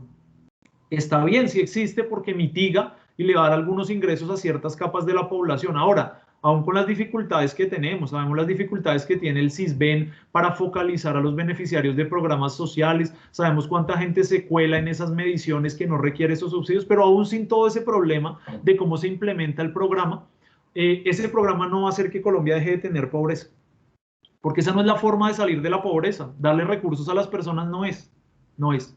Entonces, devolución del IVA está bien, sí, es un tema de justicia tributaria. Ingreso solidario está bien, sí, por lo que acabamos de ver. Transferencias monetarias no condicionadas a través de programas sectoriales, por ejemplo, conozco los de cultura, que usaron fuentes del sector cultura para darle recursos adicionales a los creadores y gestores culturales en condición de vulnerabilidad. ¿Es bueno hacerlo? Sí, es bueno. ¿Esa es la forma de salir de la pobreza? No. Ya vimos por qué, ¿no? Los países solo los que cambian sus instituciones políticas y económicas. Entonces, ¿qué hay que hacer en Colombia? Siguiendo a Robinson y a Acemoglu, fortalecer la presencia del Estado en todo el territorio nacional. No es un secreto que hay muchas zonas del territorio nacional donde no hay presencia estatal. Presencia estatal no es poner un batallón militar solamente. Presencia estatal es acceso a la justicia, es salud, es educación, es que yo no tenga que andar en chalupa 3 horas para llegar a un puesto de salud que además ni siquiera cumple lo que necesito para el problema que estoy teniendo. Eso es Estado. Es que el Estado llegue a todas las zonas del territorio colombiano. ¿Qué hay que hacer? Conectar las zonas. Hay gente que se le dañan las cosechas porque no tiene vías de acceso, porque está tan lejos que llevar un programa social allá, pues no se puede. Entonces, son todas esas reformas eternamente aplazadas que no hemos hecho en Colombia, las que hay que empezar a hacer. El tema de la corrupción, el tema del pluralismo, de fortalecer un sistema de partidos democrático, que sean los partidos, no las personas, los partidos, los que agencien ideas de transformación con estabilidad en el tiempo. Bueno, son muchas cosas que hay que hacer y por ende damos entre los 50 millones que estamos aquí, especializarnos y empezar a transformar el país de manera adecuada. Súper, por acá nos dicen, el voto como instrumento para aportar al cambio en Colombia se enmarca en un sistema electoral en el cual la dinámica de patrocinios económicos y favores políticos sigue perpetuando formas de corrupción que vulnera el proyecto de democracia. ¿Cómo aportar al mejoramiento del sistema electoral para que esa situación deje de ocurrir? Sí, y además del sistema electoral también es la cultura y la formación ciudadana. O sea, uno entiende, no justifica, pero sí entiende que con tanto nivel de pobreza y de desigualdad, si nunca llega el Estado y a una persona le ofrecen algo, así sea pequeño a ojos de nosotros que tenemos un poco más de privilegios y le dicen, no, pero ¿cómo vende eso usted por esta platica o eso? Pues hay gente que lo hace, pero hay gente también que no lo hace. Entonces digamos que también es un tema de formación, es un tema, digamos, de no solo cambiar las reglas de juego. Creo que en Colombia tenemos una dificultad y es que pensamos que la realidad se cambia decretando leyes. Y tenemos, ya creo que vamos en 2000 y pico de leyes con la numeración moderna y 10.000 decretos. Si quieren, miren los índices del estudio que hizo el DNP cuando Colombia entró a la OCDE, y Colombia saca miles de normas por año. ¿Y cuál es la aplicación de esas normas? ¿Y cuál es la realidad de esas normas? Entonces, no solo es pensar en transformación de normas o en expedir nuevas normas, sino en cuál es la transformación ciudadana. Y el tema del voto es muy importante, porque la promesa de la Constitución del 91 es un voto programático. Entonces uno vota por un programa de gobierno y después le hace seguimiento para que ese programa de gobierno se realice, ¿no? No es votar por una persona que me cayó bien, que es simpático, que me dio un favor, sino que desarrolla un programa de gobierno que a mí me parece que es adecuado. Ahora, en lo local, ¿yo qué les propongo? Y me voy, eso ya es una anécdota, qué pena caer en la anécdota, pero a veces es útil. Cuando yo trabajé en el 2005 en un municipio de Antioquia, que es Puerto Berrío, que ustedes saben las condiciones que tiene Puerto Berrío en cuanto a temas de violencia, de pobreza, etc. Bueno, trabajé ahí 6 meses con el programa Desarrollo y Paz del Magdalena Medio, y una de las cosas que hice desde mi rol como politólogo fue, allá también tenían algo, no sé si semejante o no, pero algo como una federación de ONGs. Es decir, muchas de las ONGs que trabajaban por la garantía de los derechos, por temas de pobreza, desigualdad, y tenían un programa muy interesante, muy robusto. Y yo les dije, una vez les hice esta pregunta y no supieron qué responderme, les dije, yo ya me leí su programa, es muy potente, los alcaldes por los que ustedes están votando, esas ONGs reunían entre sus miembros a la votación que necesitan para poner alcaldes en el municipio, y les dije, ese programa es el que están ustedes, por el que están ustedes votando a las personas que están decidiendo, y me dicen, no. Entonces es chévere uno si trabaja en las ONGs, en un programa, en la justicia, pero a la hora de votar, pues vota por otras razones, pues no hace mucho. Entonces yo les decía, hagan otra cosa, y es, ese ya está el programa, inviten a los candidatos a la alcaldía y díganles, el que desarrolle este programa que nosotros hemos construido es por el que vamos a votar. Y aquí hay, no sé, 10.000 votos, que puede ser muchísimo allá, pero solo el que desarrolle este programa, un programa con empoderamiento de las mujeres, un programa de equidad social, un programa de acceso a la salud. Entonces ya estaba hecho. Entonces traigan a los candidatos y díganle, este es el programa por el cual hay que votar. Ese tipo de cosas en lo local es lo que yo creo que empieza a transformar este país. Hay que unir el mundo político con el mundo del trabajo social, no cosas por aparte, no cómo entro yo a la repartición de los contratos que da el Estado. Está bien hacer eso, pero también pensar en cómo se transforma, digamos, la sociedad desde ese tipo de propuestas. No sé si respondí mucho y me fui a la anécdota, pero un poco es como lo que yo creo que no es solo el tema del voto, sino es el tema del programa que hay detrás del voto que deben liderar esas personas. Gabriel, muchas gracias. Dice, ¿qué tipo de estrategias se proponen para la formación ciudadana desde la familia que forme sujetos responsables frente a la apropiación de sus derechos y el desarrollo de sus capacidades humanas? Sí, perfecto. Ahí les recomiendo que después lo podemos mirar en otra charla, todo el desarrollo que hace Nussbaum sobre el cultivo de las emociones en la esfera pública y el rol de la familia, y cómo, por ejemplo, en uno de sus últimos libros sobre el amor en la esfera pública, lo va desarrollando todo a partir de la familia y de cómo esas pulsiones, si se quiere, que hay desde la primera edad del egoísmo, cómo todo eso se va cultivando en el seno de la familia para llegar a entender los conceptos del compartir, de la apertura. Pero si uno lo que hace es que en el seno de la familia le refuerza, por ejemplo, a sus hijos ese tipo de cosas, como usted tiene que estar por encima de todo sin importar los otros, primero usted, segundo usted y tercero usted, no le importen los demás, pues eso es lo que después vamos a tener como resultado en la democracia. Entonces, en esos libros como este del amor en la esfera pública, lo que nos va mostrando, apoyada de muchos psicólogos del desarrollo, y de las investigaciones más recientes en psicología del desarrollo humano, es cómo esas tendencias para el egoísmo y el narcisismo extremo, o para el amor, la compasión y la solidaridad, no son cosas que surjan por azar o porque sí, sino que son cosas que se educan desde la familia. Se educan desde la familia. Y la familia tiene un rol central. Por eso cuando decía, no, la educación ciudadana no es ir al colegio. La educación ciudadana es la formación en la familia, en todos los espacios en que nos encontramos. Esto, por ejemplo, es un espacio de formación social. Ahora, ella le da un rol muy importante al cultivo de las humanidades. O sea, la pregunta también es, ¿cómo voy formando yo eso? Enséñele a sus hijos a leer. De hecho, hay estudios, y los conozco por el Ministerio de Cultura y unos pilotos que se han hecho, donde los núcleos de trabajo de lectura en familia, acompañado por procesos del Estado, disminuyen los índices de violencia en las comunidades. Eso está demostrado en Colombia, no estoy hablando de otros estudios en el mundo.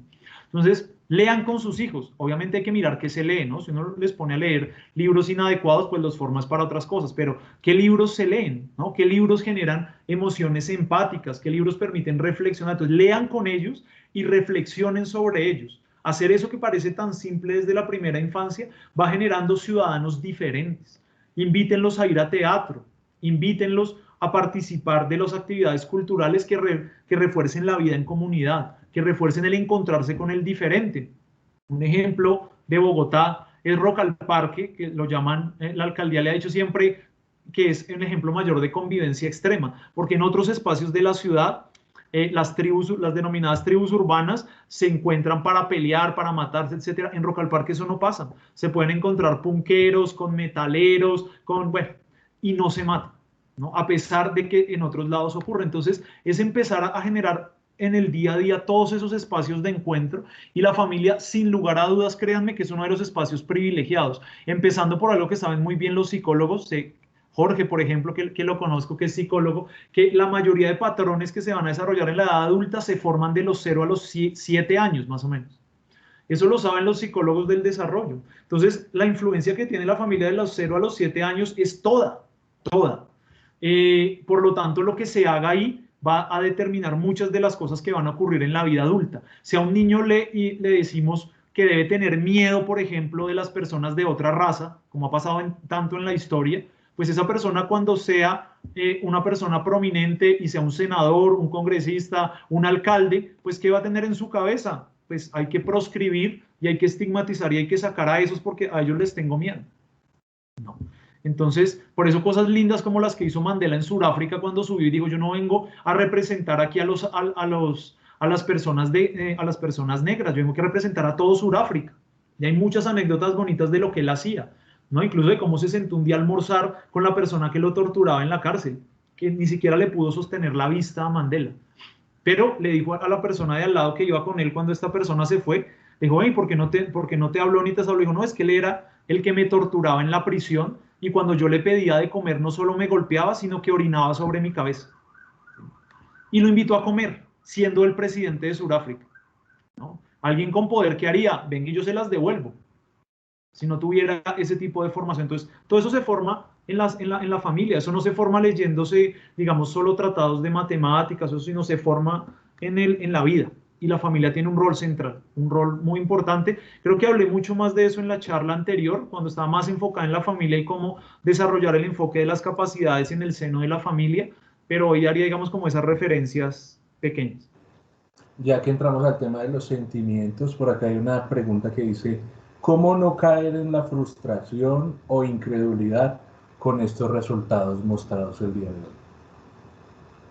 Por eso yo les decía al final que lo que yo los invito es la esperanza razonada.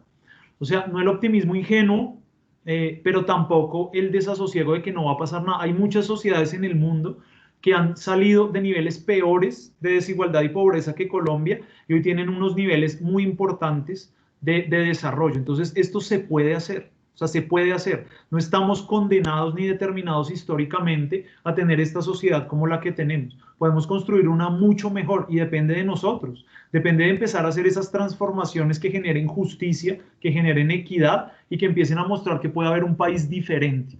Pero eso implica el compromiso de todos y todas, o por lo menos esa es la forma en que yo lo leo. Para mí estas estadísticas no es como ya, no podemos hacer nada y se acabó, digamos, las opciones que tenemos.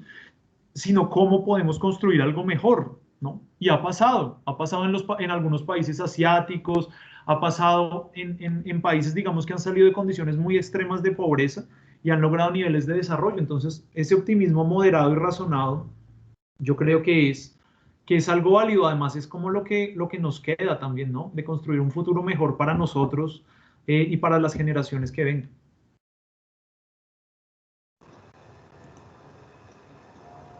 Gabriel, muchas gracias. Hay una cita acá de un comentario que nos hacen que voy a proceder a leerte. La familia es transversal en tantos asuntos y esto demuestra que no solo su relación sistemática al interior, sino con su entorno. Se crea desde esa mirada ecosistémica y requiere de formación y reconocimiento como sujetos políticos, ciudadanos, participación y todo inicia desde la familia. Gracias al ponente Gabriel por abrir este abanico y darnos más elementos a consideración y de estudio en este tipo de eventos. Les agradecemos por estar conectados con nosotros en el grupo de familia para la Federación Antioqueña de ONG y su grupo de estudio de familia. Es un placer abrir este tipo de espacios donde podamos generar este tipo de conocimientos y diálogos a través de todos los temas que son transversales a la familia y que de por sí son transversales a la sociedad y a lo que nos componen como país. Le damos la palabra a Gloria Zapata para poder finalizar las intervenciones de este encuentro. Muchas gracias. Bueno, muchas gracias a Gabriel por sus aportes tan significativos de parte de la Federación Antioqueña ONGs, de parte del Grupo de Estudio de Familia.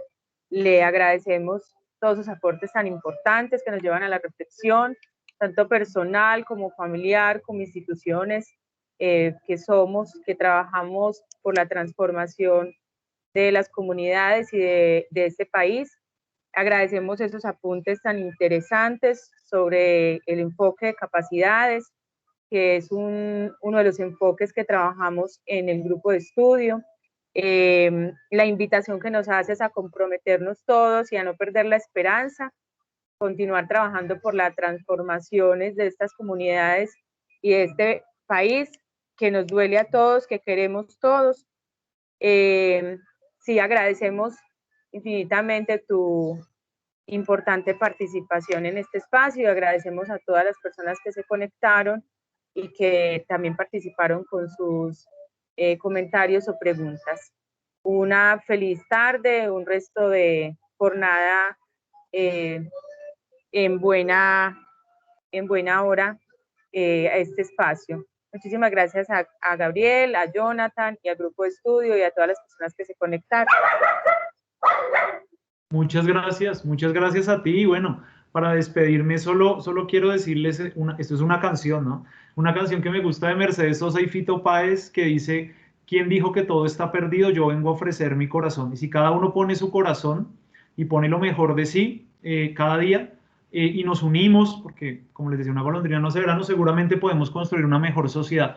Muchas gracias y un feliz día. Muchas gracias.